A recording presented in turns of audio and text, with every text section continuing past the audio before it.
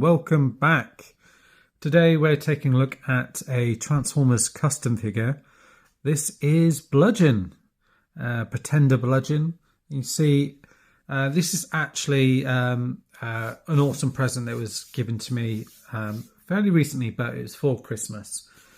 So I knew I was getting this, but it still didn't ruin, it didn't ruin the surprise.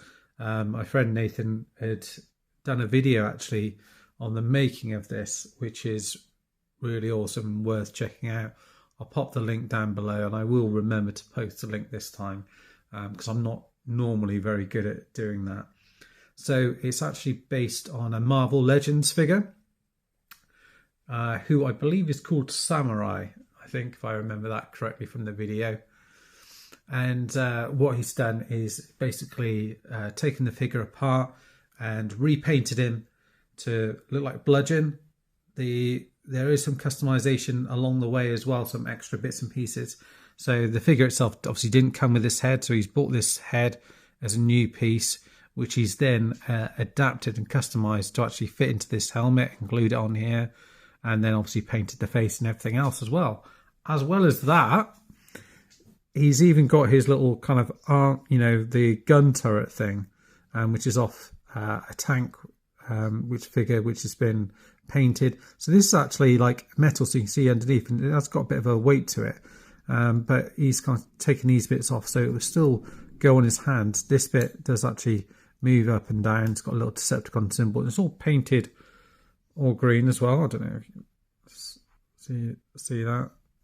But it's painted really well, and it just clips onto his arm like that, so you can have him on display.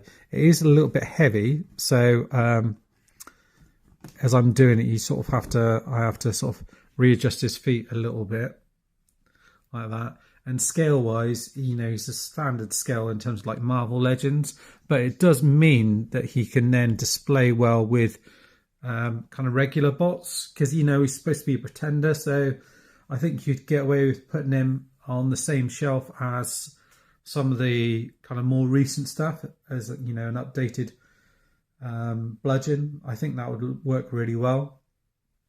Yeah, so he looks really cool, and I'll just take the turret thing off just to show you some of the details gone into him. Obviously, he comes with two swords, which are really nice. And they fit in his hand great. Obviously, they're meant for the actual figure, but you can just pop them out here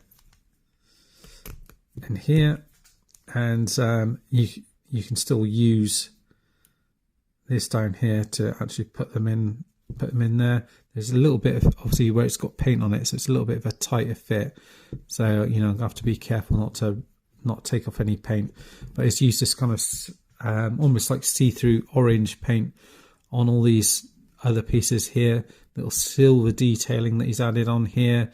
All of this is painted, as is the crest. The face is done really well, and he's kind of put in something in there so you can still move the head around as well on there.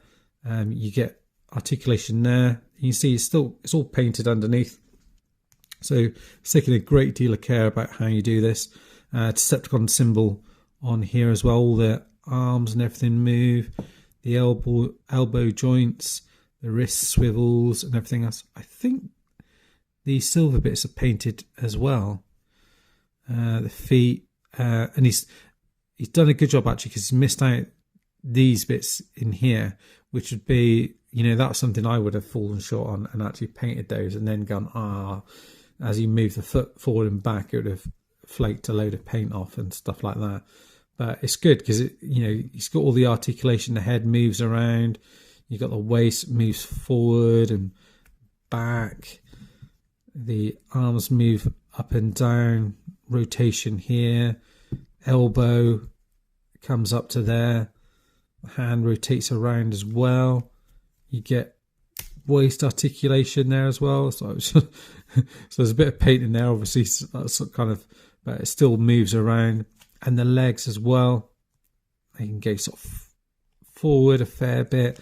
They're restricted by this bit at the end here, but they can go out. You get your knee bends in here as well, and none of it's really restricted at all. He's done such a great job kind of painting it all. Foot moves around here and forward and back on here, and they've got like little stands in here. So if I did want to kind of, if he wasn't standing up quite right, I could still get him standing right if I was going to pop him on one of those. The main question is where do I put him on display? Who do I put him on display with? I think that's a pretty good pose, actually. I just kind of stumbled across that by just kind of putting him on display there. Yeah, he's such a cool figure, and it's really appreciated. And it's kind of got me thinking, actually, are there any other Marvel Legend figures that could be used for something like this? This bit sometimes doesn't always want to play ball in terms of clipping on, but I'm not too worried about that, and I don't want to like peg it in around here and like scratch any of the paint, but it does kind of clip on to a certain degree. I've kind of messed it up now, I've jinxed it, but it was clipping on there. But even without that, he still looks absolutely fantastic. I'm so pleased with this. It's such a great custom figure. And it's kind of made me want to kind of do a few of my own figures as well, really, because I haven't done any in a little while. So I've got this Snake Mountain thing that I need to finish the diorama for. And then maybe I need to get back into some more custom figures and things like this. But, Nathan doing this has really got me thinking about, what other pretenders I can make potentially out of other figures. Are there any other Marvel Legends that could be customized into pretenders, whether that's Autobot pretenders or Decepticon pretenders? I don't know. I'm going to have a quick look on it and just scour through, because I don't know all of the Marvel figures as well as I do as Transformers and things like that. So yeah, I'm going to have a little think and a look around. But if any of you guys have got an idea on kind of a custom figure that would be good to use for, I don't know, Longtooth, Bomb Burst, anyone like that, just drop details in the comments below and let me know. And what do you think about where I should put them on display? I'm thinking I've got a set of kind of crossover Decepticons. So do I put him on display with them, or my G1 pretenders? Does he go with them? Or maybe some of the more recent ones, or even the G2 Decepticons with the likes of kind of Megatron and the Stunticons maybe. Who knows? I'll have a little think. But let me know what you think down in the comments below. Anyway, that is it for now, guys. Not really a review. I just wanted to showcase this great piece of work and say thank you to good friend that's done it. So that's it, guys. Thanks for watching if you have been, and see you next time. Bye bye for now.